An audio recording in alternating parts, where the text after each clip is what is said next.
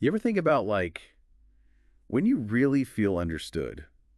Like when you've had a conversation and you walk away thinking, wow, they really got me. It's probably mostly through words, right? Yeah, I mean, talking is usually how we try to figure out what's going on with each other. But sometimes words aren't enough, are they? Like, what about when you feel like you can't quite say what you really mean? Or when feelings are just too jumbled up to put into words? I know what you mean. That's kind of the territory we're stepping into today. We're taking a deep dive into art therapy. Art therapy, that's a good one. It really is fascinating stuff. We're going to be using this book, Little Windows into Art Therapy. It's by Deborah Schroder, and it's aimed at therapists who are just starting to use art in their practice. A great resource for anyone curious about this approach, even if you're not a therapist, by the way. Totally. And one thing that really comes across in the book is you don't have to be like Picasso to get something out of art therapy. It's not about being an artist. It's about the process. Exactly. It's about what happens when you get those creative juices flowing. So what we're going to do today is explore some of the ways art can be used in therapy. It can be a way to break the ice in those first few sessions. Especially when you've got a client who's feeling a bit nervous or unsure about the whole therapy thing. Yeah. Or those really tough emotions. Sadness, anger, trauma, even dealing with those goodbyes when therapy comes to an end. All those big things. And the book is full of specific examples, like anger monsters. You gotta love that. Anger monsters, that's a good one. And important people quilts. All sorts of creative ways to get people to open up and express themselves. So where do we even begin with all this? It's a whole different way of starting a relationship than just sitting down and talking, isn't it? It really is. Think about it. Most of our first encounters, meeting someone new, it's all about talking, right? Sharing those stories, figuring out who the other person is. But here's the thing. Schroeder really stresses how important it is for the therapist to be making art too, not just watching the client do it. That's interesting. So before they even start using art with clients, she encourages therapists to do some art themselves. Exactly. She even has a specific exercise in the book. She says, think about a time when someone helped you, and then you create an image about that experience. And then what? Do they analyze it? There are some reflective questions to think about, like, who helped you? What was your reaction? Did you even want their help? How did you feel afterward? Really digging into that experience. And she connects this back to how clients might be feeling. Because starting therapy can be kind of scary, right? Oh, totally. Like that feeling of vulnerability. She actually shares this memory from her own childhood of getting stuck in the mud and someone having to pull her out, that kind of embarrassing, helpless feeling. He says it relates to how a lot of clients feel when they walk into that first session. Makes sense. Starting therapy can feel like a huge step for some people. And, sometimes people come in and they're so anxious, they're not really listening to anything you're saying. They're too busy thinking about what they should be saying or what they shouldn't say. So how does art help with that? Well, Schroeder suggests that instead of just doing the usual paperwork and intake questions, why not do some art together? It kind of creates a different kind of connection right from the start. It's not just about gathering facts. It's about sharing an experience. Right. And Kathy Moon, another art therapist, has talked about how this idea of the therapist making art alongside the client, that hasn't always been the norm. It used to be more about the therapist observing and interpreting. It seems like such a natural thing, though, to create together, like you're both in it. So what kind of art are we talking about here, like in that first session?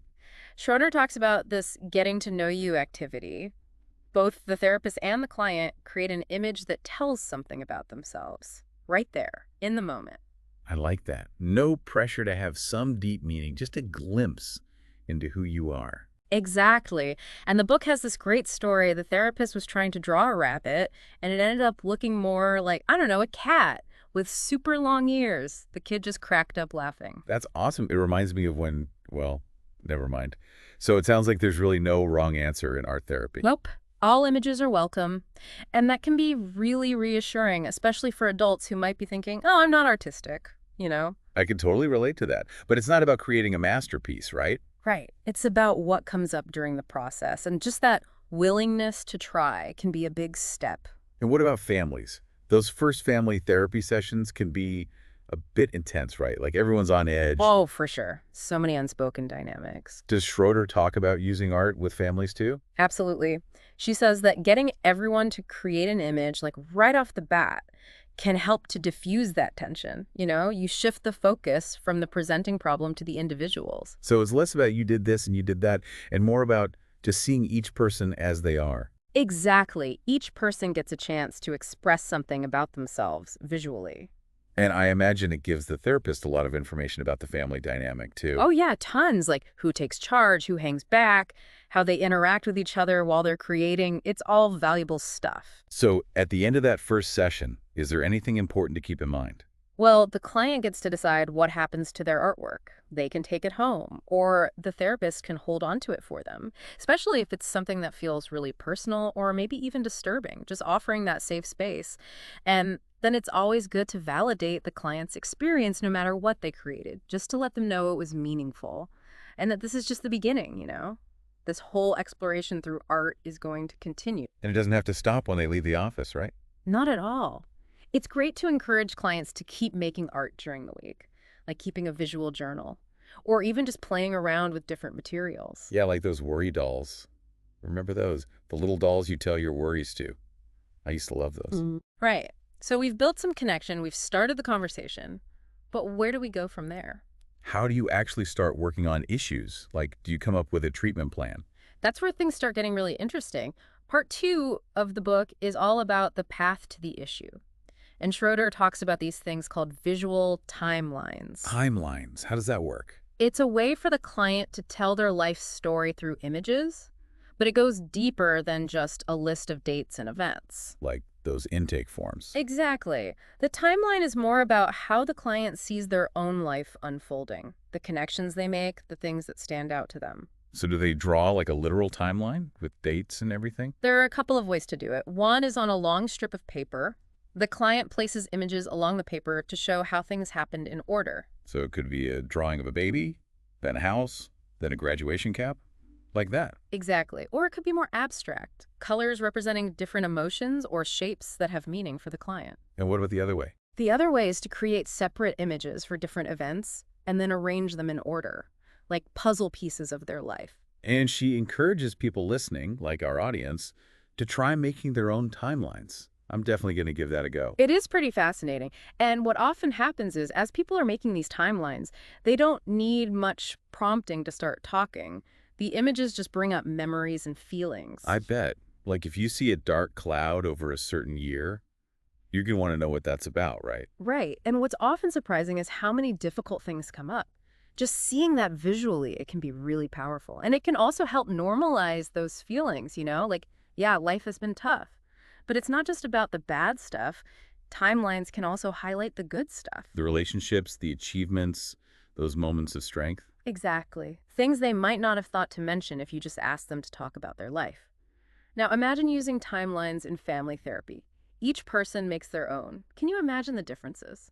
Oh, I bet those sessions are fascinating, like seeing how differently each person remembers the same events. Yeah, and just watching the family dynamics during the art making. Who's bossy, who wants to help, who needs their space. There's a whole other layer of communication happening there. There's a study by Riley that really highlights how much you can learn just from observing families while they're creating art together. It's like they're not even aware they're revealing all this stuff. Right. And kids especially, their timelines can be so revealing. Like an event that might seem really minor to the parents can be huge on the kid's timeline. It shows how differently we experience the same things. Exactly. There's a story in the book about this kid, Robert, who had a tough time in grade school. But seeing his timeline, how he depicted those years, it actually seemed to soften his mom's attitude towards him. Wow, so it created some empathy where there wasn't much before? Exactly. Pretty amazing. Now, once you've got the timeline, what happens next? Well, it can be really helpful for starting to think about the future. What does the client want their life to look like? Schroeder is always really interested in how people represent the future on their timeline. So are they drawing happy pictures? Sometimes, but sometimes there's nothing there, just a blank space. That's kind of scary, isn't it? Like the unknown. It can be, but even knowing what you don't want is a good starting point. Like this one family in the book, they were all determined to avoid having another big fight that involved the police, so that became their focus. So it's about finding a common goal, even if it's framed in a negative way. Exactly.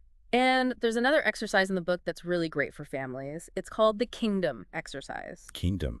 Like kings and queens. Sort of. It's based on this concept called own territories by Liebman. You basically take a big sheet of paper, divide it into sections. Each person gets their own kingdom. And then they get to rule their kingdom. What do?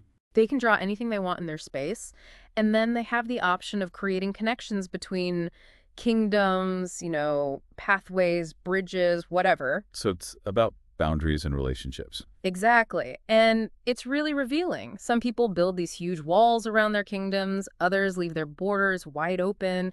Some kids try to connect with everyone, while others are content in their own little world. It's almost like a visual representation of this family dynamics, right? It is. And you can see things like who respects boundaries, who doesn't, who's trying to reach out. There's this one family in the book, two of the brothers built these super fortified kingdoms, like with guards and everything. Whoa, that sounds intense. It was. And the youngest kid, he was trying to build little pathways to connect with his brothers, but they weren't having it. So it gave the therapist a lot to think about in terms of family dynamics. Definitely. And it can raise some safety concerns too, if someone's feeling really isolated or threatened. So we've got timelines, we've got kingdoms. Is this all about coming up with a treatment plan? Sort of. But it's not like a rigid thing. It's more about starting the conversation about what the client wants to achieve. Because people often come in with a lot of anxieties about how long therapy will take. Exactly.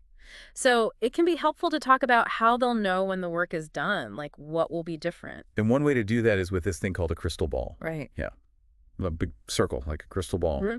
And the client draws what they want their future to look like. So like their ideal life. Pretty much. Yeah. And it's great because it creates this sense of hope. And it can help them get specific about what they want to change. Like this girl in the book, Megan. She just wanted to be happy. And the therapist helped her explore that. Like, what would happy actually look like? How would she know she was there? So it's about turning that vague feeling into something tangible. Exactly. And for younger kids, Schroder talks about using paper vests. You cut them out of brown paper bags.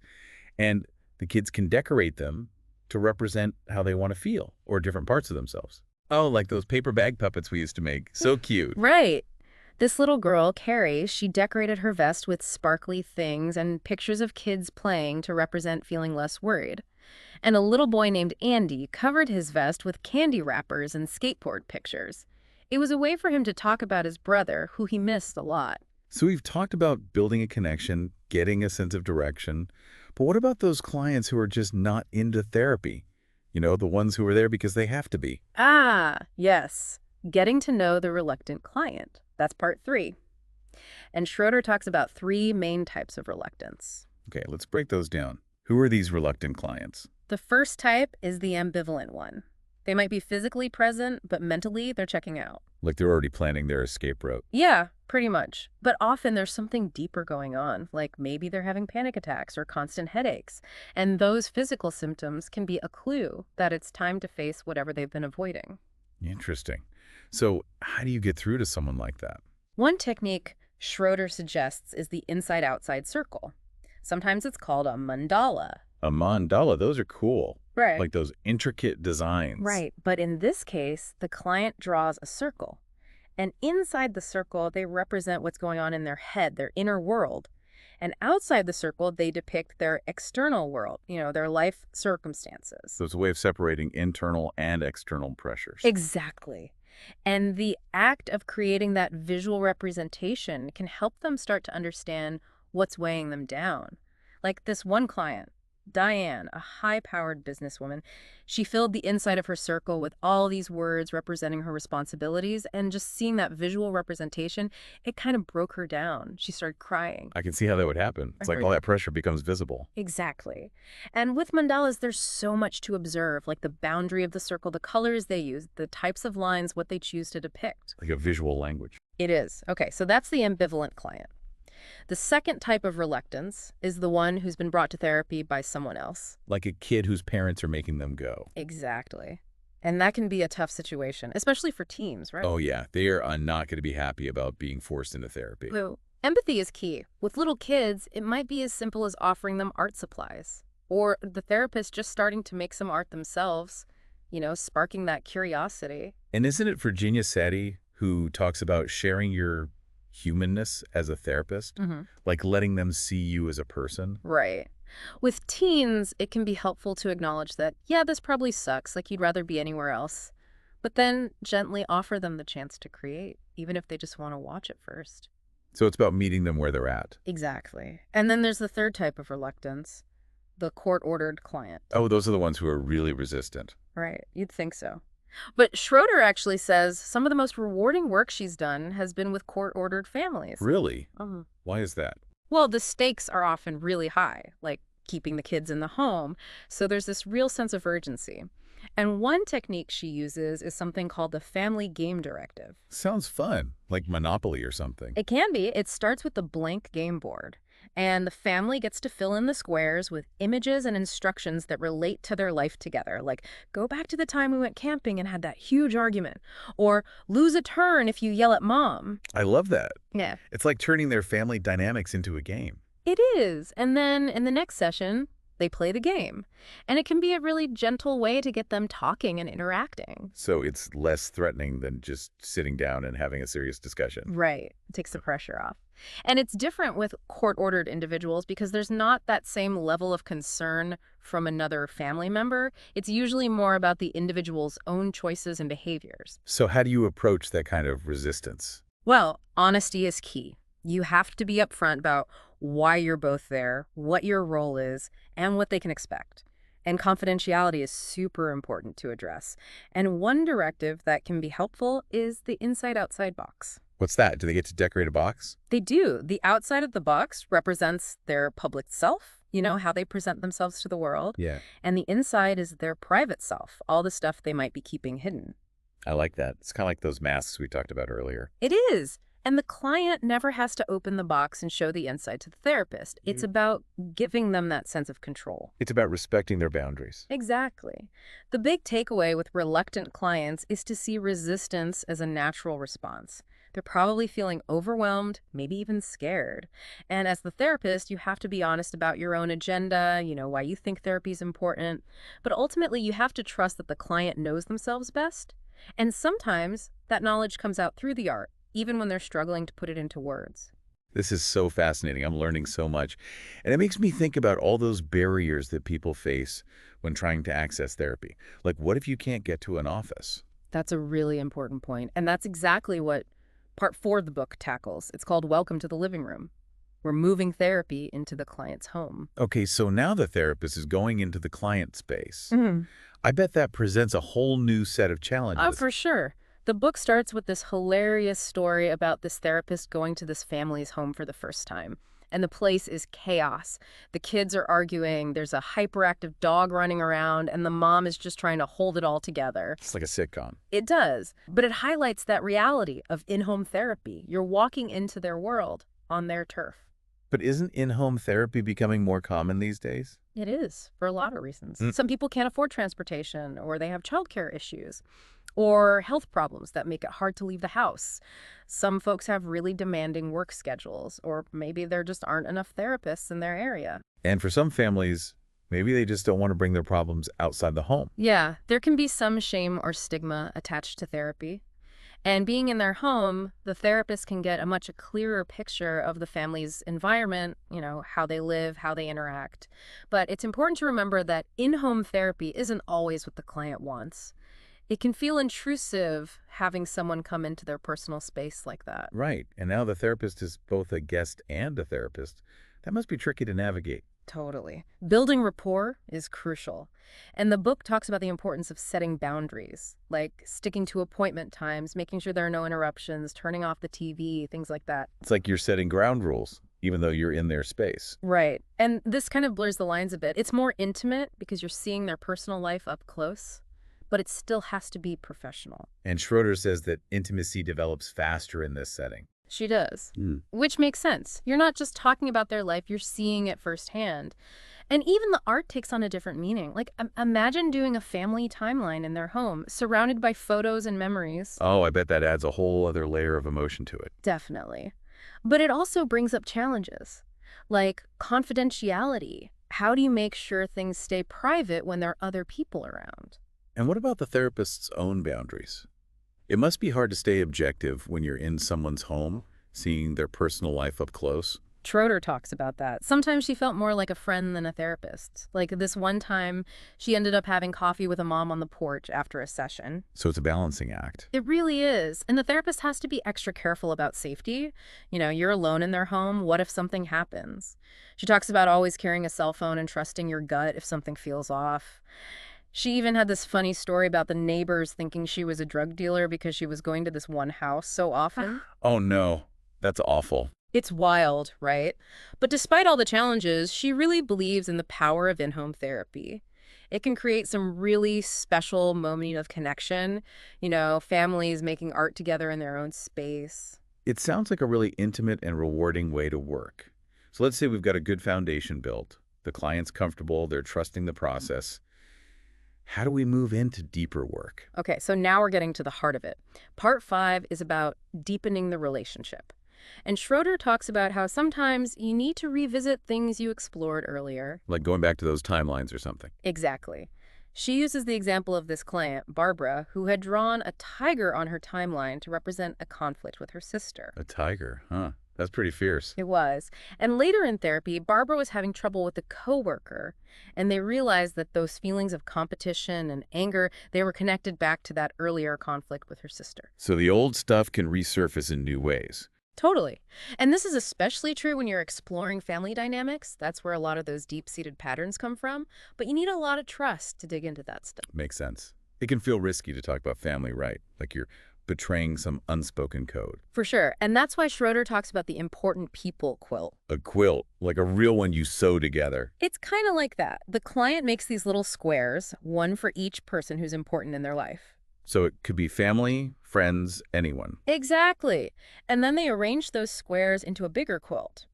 And the therapist is watching the whole process. Like, who do they start with? What feelings come up as they're making each square? Where do they place each person in relation to the others? So much symbolism. There is. And the client decides who to include, how much detail to share. They're in control. And just like with the timeline, you can pick individual squares and explore them further.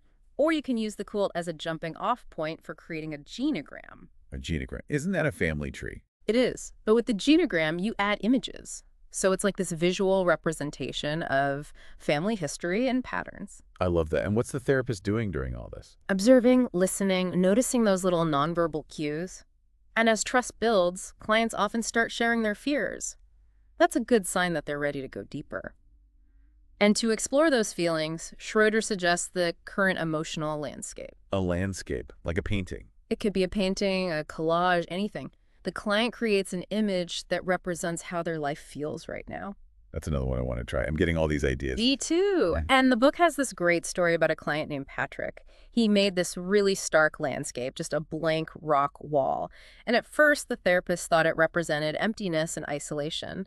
But when she asked him about it, he said it represented the solitude he needed right now. It was what he valued. So it's a good reminder to not jump to conclusions about what the art means. Exactly. And it's why it's so important for therapists to make their own art, to stay aware of their own biases and projections, and also to connect with that joy of creating even when the work gets heavy. Because you need to take care of yourself to be able to hold space for others. Absolutely.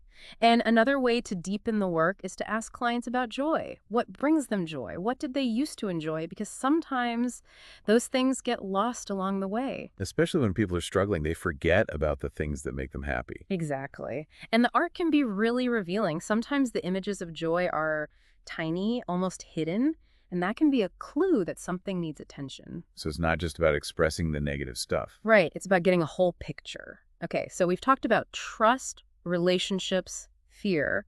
But what about sadness? That's a big one. It is, and it's something we're often told to just get over, right? Like, don't be sad. I know, right?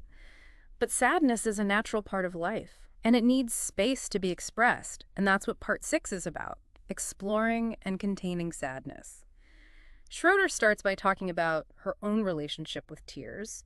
She was known for being a good crier. That's awesome. We need more people who are comfortable with tears. We do, because you have to be okay with your own sadness to be able to sit with someone else's. And she tells this story about a 16-year-old girl, Jenna, who had written a poem about her grandfather who had died. And just talking about it wasn't enough. But when they brought out the watercolors and she started painting while talking about her memories, It was like a floodgate opened. The art gave her permission to feel it, to let it out. Exactly. And what's interesting is later in therapy, she started to feel angry at her family for moving on too quickly, for not acknowledging her grief. So the anger was underneath the sadness. It was. And sometimes clients feel really alone in their sadness, like no one understands. So Schroeder talks about making masks, masks that represent how they present themselves to the world. Like a mask that says, I'm fine, when they're really not. Exactly. Or a mask that's all prickly and sharp to keep people away. And then you explore the flip side of the mask. What's underneath? What are those hidden feelings? And who would they feel safe showing that side to? That's an important question. And it's also a good reminder for therapists to think about their own masks, you know? Yeah. What are we hiding behind? Are we really being authentic? I like that. It's like holding up a mirror to ourselves. It is. And Schroeder talks about how cultural norms around grief can be really different. She had this experience at her grandmother's funeral where she felt like she was breaking all the rules with her emotional expression. Like different cultures have different ways of grieving. They do. She mentions the Day of the Dead celebrations in Mexico, you know, where they build those beautiful altars to honor their loved ones. Yeah, I've seen pictures of those. Yeah. They're amazing. They are. It's all about remembering and celebrating life. And Schroeder suggests that creating these personal altars, these memory spaces, can be really helpful for processing loss. And it doesn't have to be religious. It's just about creating a space to honor someone or something that was important to you. I think that's a beautiful idea. And she encourages people to use art in these altars. She does, like making shadow boxes with meaningful objects, or drawing pictures and adding symbolic elements to them, or arranging photographs in a special way. So it's about creating a tangible representation of your grief. It is. Because sometimes words just aren't enough. And that therapeutic relationship, it can provide that safe space to really feel that sadness. So we've talked about sadness. What about anger? That's another one that people often struggle with. It is, and it's often misunderstood. Like sometimes people think anger is a bad thing, but it can be a really healthy emotion, like when it's protecting us from harm or motivating us to make changes. Right. It can be a powerful force for good. Exactly. And that's what part 7 is all about, visualizing and expressing anger. And the book starts with this example of a 14-year-old boy, Robert, who is having these explosive tantrums. And through the art, they discovered that underneath the anger, there was a lot of sadness. And then eventually they got to the root of it. It was anger about being depressed. So the anger was like a mask for the other emotions. It was. And that's the thing about art. It can bypass those defenses, you know. It can give voice to feelings that people might have been suppressing for years. Because we're often taught to not be angry, especially girls and women. Totally. And Schroeder talks about this one client who was so good at hiding her anger that she didn't even know how to recognize it in herself. Wow, that's sad. It is. But luckily, she had art therapy to help her connect with those feelings. One of the directives in this section is the anger monster. Have you ever made one of those? I don't think so. What is it? Expert.